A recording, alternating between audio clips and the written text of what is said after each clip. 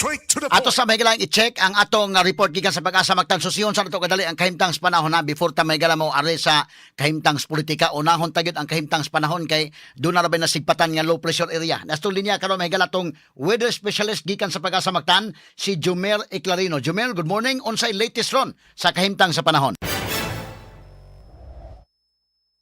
Yes, Jumer. Okay, gamay lang. Ito ang low pressure area, so naana sa coastal waters San Pascual, Masbate. O base sa atong latest na analysis, taas ang chance kining ma-develop na bagyo within the next 24 hours or tropical depression. So padayon ta mag-monitor sa latest update kining LPA. Habagat naman na naka-apekto diha sa may probinsya ng Palawan. Tungod gihapon kini sa low pressure area atong weather condition sa tibuok di Cebu, makasinati kita madag-umo na kalangitan or medyo mapanganuron ngadto na sa madag-umo na kalangitan na ay mga pag-uwan o kini mga thunderstorms mugna sa low pressure area. So pagdala kini usahay kusog na mga pag-uwan na posible ang flash floods or landslides, ilabi na sa mga highly identified na mga vulnerable areas. Padayon ta mag-monitor sa mga gi-issue ng mga thunderstorm or rainfall advisories, lakit na ang color-coded na heavy rainfall warnings. Hinay nga ito na sa kasarangan na hangin masinati sa Visayas o ng kadagatan, malinawan nga ito na sa kasarangan ang pagbalod.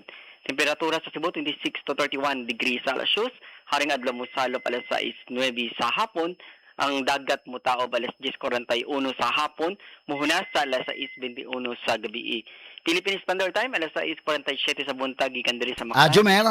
Yes sir, good morning. Kining maong nakita ato nga LPA pananglitan ko ma-development into tropical depression sa imong giingon taas ang tsansa unsa may direksyon ani niya? Actually sir, from Eastern Visayas gahapon sa may tabok na siya diri sa may coastal waters ng San Pascual, Masbate o diha sa Southern Luzon.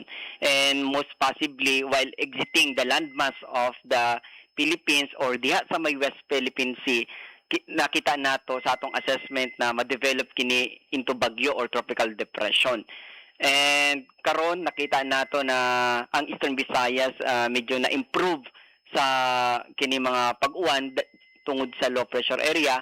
Ang concentration ng mga pag-uwan karon diri sa portion of Southern Luzon, apil na ang diha sa may Occidental Mindoro ug sa Palawan ug diri sa may western part of Visayas. Kining heavy rainfall warning unsa man ni mapiktaran ta din sa Cebu ani kay kuyawan magudta kay dali ra bag mo baha ning ato. Yes sir, so since gahapon wala pa ta naka-issue og yellow heavy rainfall warning sa Cebu. Ang atong na-issue rang since kahapon sa province of Cebu is rainfall advisory. Kanang rainfall advisory na ay intensity na light to moderate with occasional heavy rains.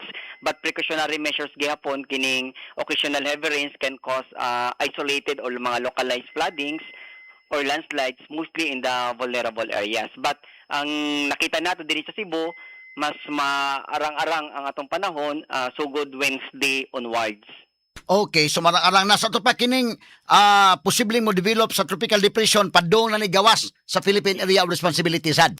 Correct, Atty. Ropil, no? Natay nakita na senaryo na diha sa may West Philippine Sea o while pa-exit sa landmass diha sa may Southern Luzon, siya ma-develop as bagyo or tropical depression. So, if pohon ma-develop kini is letter H naman na ay domestic name na Henry. Okay, so at least bahalag ma-develop siya basta padung na sa gawas sa Philippine Area of Responsibility. Yes sir, so hapit na siya makagawa sa atong PR. Nakita nato by Thursday or Friday onwards, diya siya makagawa sa atong PR. Sa ato pa by weekend, okay ra ang atong kahimtang sa panahon. Yes sir, so as I said kanina, by ugma or pinakasayo ugma or Thursday, improving na ang panahon sa Central Visayas. So far wala mo na monitor nga mosunod niya nga mga LPA so far. Actual satellite image na to, sulod og gawa sa PR, walay lain na low pressure area, but sa atong tropical cyclone threat potential for the first and second week of July, natin nakita na possible formation of low pressure area and monitoring kini based pa ni sa model na kining low to moderate chance maging bagyo. Basta at least nindot ang atong panahon karong weekend. Yes, Atty. Rapil. So, padayon lang ta mag-monitor sa atong latest weather update every day. Sa Jumer Eclarino sa paghatag panahon namo sa DYHP o IFM. May isa pa siya, salamat. Good morning ug mag-amping tang tanan. Number 1 sa balita, number 1 sa komentaryo, number 1 sa drama, at number 1 sa serbisyo publiko. DYHP RMN Cebu, the official overall number 1. Number 1.